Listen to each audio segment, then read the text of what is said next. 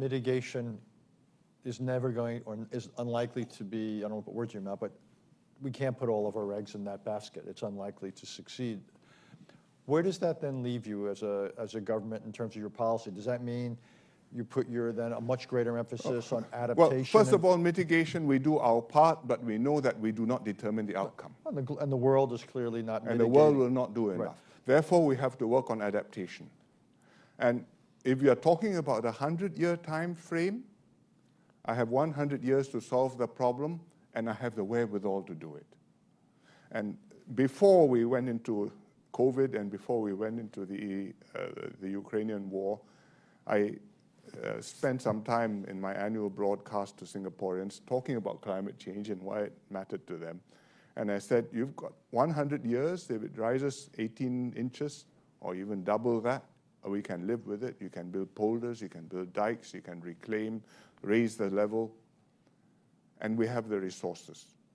And I said, $100 billion over 100 years, it won't, we can afford that.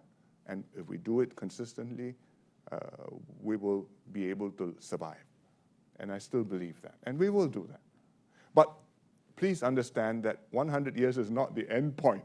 It's just the first milestone. This is going to continue for centuries. Would you be open to supporting research and experimentation on various new technologies that would, one way or another, try to cool the planet, so-called geoengineering? Are you open to, would Singapore be open to at least green lighting certain experimentation there?